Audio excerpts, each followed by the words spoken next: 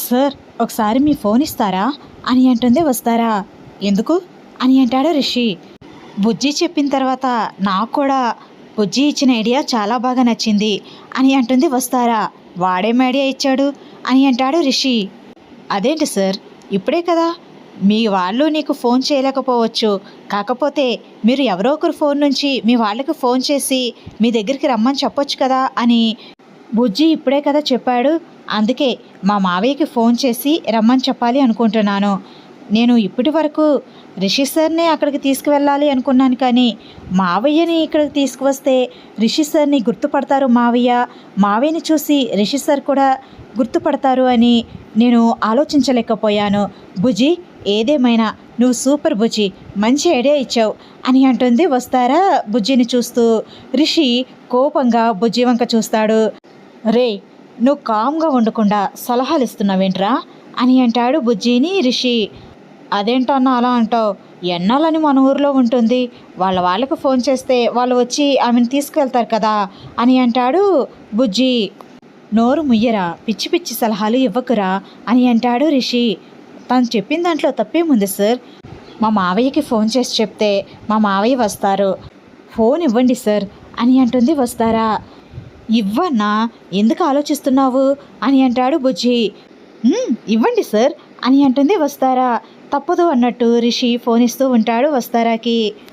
రిషి సార్కి ఒక టెస్ట్ పెడతాను అని అనుకుంటూ వస్తారా నంబర్స్ ప్రెస్ చేసి మళ్ళీ అరెస్ట్ చేస్తూ ఉంటుంది. ఏంటి మేడం గారు ఇంతసేపు చేస్తున్నారు అని అంటాడు రిషి. నంబర్ సరిగ్గా గుర్తు రావడం లేదు సార్ అని అంటుంది వస్తారా. ఏంటి, నంబర్ సరిగ్గా గుర్తు రావడం లేదా? నిజం చెప్పండి మేడం గారు, మీరు అంత ఈజీగా ఏది మర్చిపోరని నాకు తెలుసు, మీరు నంబర్ మర్చిపోయారంటే నేను అస్సలు నమ్మను అని అంటాడు రిషి. నిజం సార్, నిజంగా గుర్తు రావడం లేదు. ఇక్కడ ఏ డిజిట్ వస్తుందబ్బా, దీని తర్వాత ఏ నంబర్ అబ్బా అని వస్తారా ఆలోచిస్తూ ఉంటుంది కావాలనే. అదేంటి మేడం గారు, ఫోన్ చేసుకోవడానికి అవకాశం వచ్చినా మీరు ఫోన్ చేయలేకపోతున్నారు, నంబర్ మర్చిపోవడం ఏంటి మేడం గారు అని అంటాడు బుజ్జి. అదే బుజ్జి, నాకు అర్థం కావట్లే, సరిగా గుర్తు రావడం లేదు మా మావయ్య నంబరు అని అంటుంది వస్తారా. రే బుజ్జి, నువ్వు వెళ్ళి ఆటో క్లీన్ చేయరా అని అంటాడు రిషి. అదేంటన్నా, ఇందాకే కదా ఆటో కడిగేశాను అని అంటాడు బుజ్జి. మళ్ళీ కడగరా, వెళ్ళు. ఇందాక ఆటో వేసుకుని ఊర్లో తిరిగినప్పుడు బాగా బురద అయింది, అందుకే వెళ్ళి కడుగు అని అంటాడు బుజ్జితో రిషి. సరే అన్నా అని బుజ్జి అక్కడి నుండి బయటకు వెళ్ళిపోతాడు. వస్తారా చేతిలో నుంచి రిషి కోపంగా ఫోన్ తీసుకుని వస్తారా ఏ నెంబర్ డయల్ చేస్తుందో చూస్తాడు. అది చూసి నంబర్ కరెక్ట్గానే ఉంది కదా మేడం గారు అని అంటాడు. ఆ నెంబర్ కరెక్టే అని మీకెలా తెలుసు సార్ అని అంటుంది వస్తారా. దేనికైనా 10 నెంబర్లే ఉంటాయి కదా మేడం, ఆ నెంబర్లన్నీ కరెక్ట్గానే అనిపిస్తున్నాయి నాకు, అందుకే కరెక్ట్గా ఉంది కదా అనేసి అన్నాను అని అంటాడు రిషి.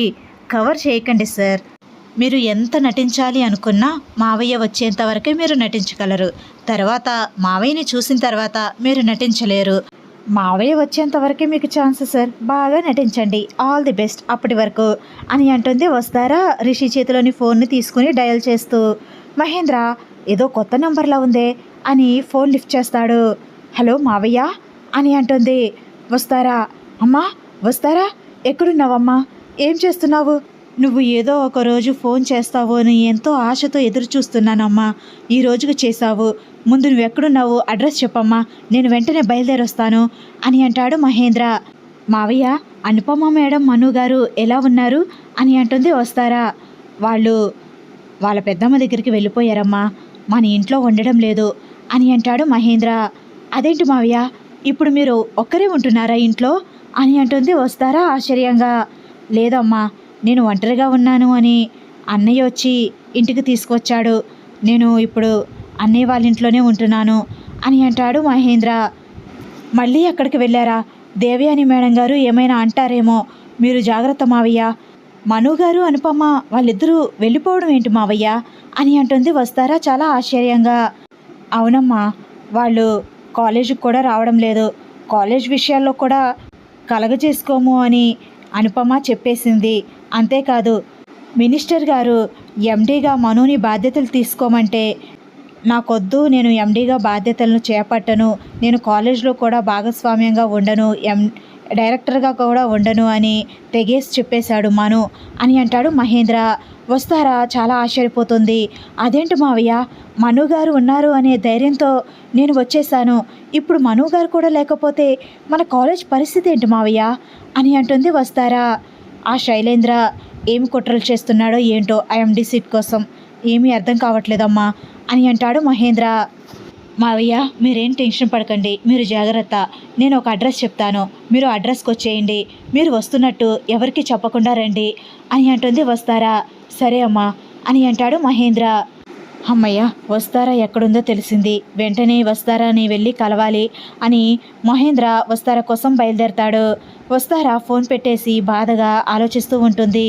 అంటే నేను రాసిన లెటర్ని మనుగారు చూడలేదా? అసలు అనుపమ గారు మనుగారు మా ఇంటి దగ్గర నుంచి వెళ్ళిపోవడం ఏంటి?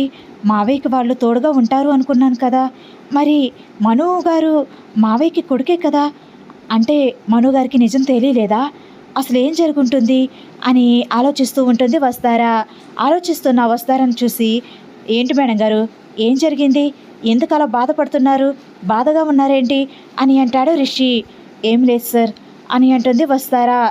మేడం మీరేదో దాస్తున్నారు, చెప్పండి అని అంటాడు రిషి. మీరు దూరమైన తర్వాత నేను ఎండీగా బాధ్యతల్ని కొనసాగిస్తున్నప్పుడు కాలేజ్లో చాలా ప్రాబ్లమ్స్ వచ్చాయి. మీరు కాలేజ్ని తనఖా పెట్టి మీరు 50 కోట్లు అప్పుగా తీసుకున్నట్టు పత్రాలు సృష్టించి కాలేజ్ని లాక్కోవాలని చూశారు. ఆ సమయంలో మను గారు మన కాలేజ్ని ఆదుకున్నారు. ఆయన ఆ డబ్బుని వాళ్ళకి ఇచ్చేసి మన కాలేజ్లో డైరెక్టర్ పదవిని పొంది మన కాలేజ్కి అండదండలుగా ఉన్నారు. తర్వాత నిజం తెలిసింది, మను గారు ఎవరో కాదు అనుపమ గారి కొడుకే అని అంటుంది వస్తారా. నేను వచ్చేసిన మావయ్యకి తోడుగా అనుపమ గారు మను గారు ఉంటారు అనుకున్నాను, కానీ వాళ్ళు వెళ్ళిపోయారంట. అసలు ఏం జరిగిందో ఏంటో ఏమీ అర్థం కావడం లేదు. మావయ్యకి అడ్రస్ చెప్పాను, మావయ్య వస్తాను అన్నారు, మావయ్య బయలుదేరి ఉంటారు అని అంటుంది వస్తారా. అంటే మీ మావయ్య గారు ఇప్పుడు ఒక్కరే ఉంటున్నారా అని అంటాడు రిషి. లేదు, ఫణీంద్ర సార్ ఇంటికి తీసుకువెళ్ళారంట. కానీ అక్కడ దేవయాని మేడం మాటలతో హింసిస్తూ ఉంటారు మావయ్యని. మావయ్య అక్కడ ఉండలేరు, మావయ్యని మన ఇంటికి వచ్చేయమని చెప్తాను అని అంటుంది వస్తారా. వద్దులేండి మేడం గారు, ఒంటరిగా ఉండడం కన్నా వాళ్ళ అన్నయ్య గారి దగ్గర ఉండడం బాగుంటుంది కదా అని అంటాడు రిషి. ఫణీంద్ర సార్ చాలా మంచివారు, కాదనడం లేదు. దేవయాని మేడం శైలేంద్రల గురించే నా భయం అంతా. అవును, సరోజ పెళ్లి చూపులకు వచ్చినప్పుడు నేను బయటే ఉన్నాను కదా సార్, అప్పుడు దేవయాని మేడం వాయిస్ వినిపించింది. ఇందాక మన ఇంటి దగ్గర కూడా శైలేంద్ర వాయిస్ వినిపించింది. మీరు నన్ను లోపల పెట్టి గడియ ఎందుకు పెట్టారు సార్ అని అంటుంది వస్తారా. అది మీరు డ్రెస్ మార్చుకోవడానికి లోపలికి వెళ్ళారు కదా, అందుకే ఎవరు రాకూడదు అని గడియ పెట్టాను అని అంటాడు రిషి కవర్ చేస్తూ. మన ఇంట్లోకి ఎవరు వస్తారు సార్ అని అంటుంది వస్తారా. అంటే అని తడబడుతూ ఉంటాడు రిషి. మీరు నిజం చెప్పండి, మీరు కావాలని నా పైన వాటర్ పోసారు కదా అని అంటుంది వస్తారా. కావాలని కాదు మేడం గారు అని అంటాడు రిషి. మరి నా మీద వాటర్ పోసి నన్ను లోపలికి పంపించి గడియ పెట్టవలసిన అవసరం ఏముంది అని అంటుంది వస్తారా. నాకెందుకో ఇందాక నేను విన్న వాయిస్ శైలేంద్ర వాయిస్లానే ఉంది.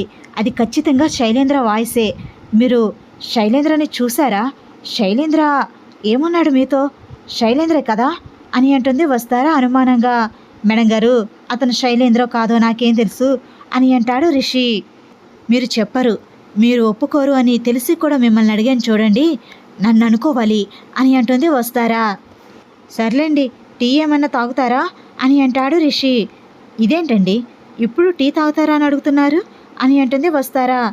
ఏం లేదండి, చిరాకు పడుతున్నారు కదా, టీ తాగితే కొంచెం రిఫ్రెష్ అవుతారని అని అంటాడు రిషి. ఏం అవసరం లేదు అని అంటుంది వస్తారా. ఇప్పుడు మీకు టీ చాలా అవసరం మేడం, మీకున్న చిరాకు మొత్తం పోవాలంటే ఒక అల్లం టీ తాగాల్సిందే అని అంటాడు రిషి. వీడియో నచ్చితే లైక్ చేయండి, మన ఛానల్ని ఫస్ట్ టైం చూస్తున్న వాళ్ళైతే సబ్స్క్రైబ్ చేసుకుని బెల్ ఐకాన్ ప్రెస్ చేయండి. Thanks for watching, bye bye.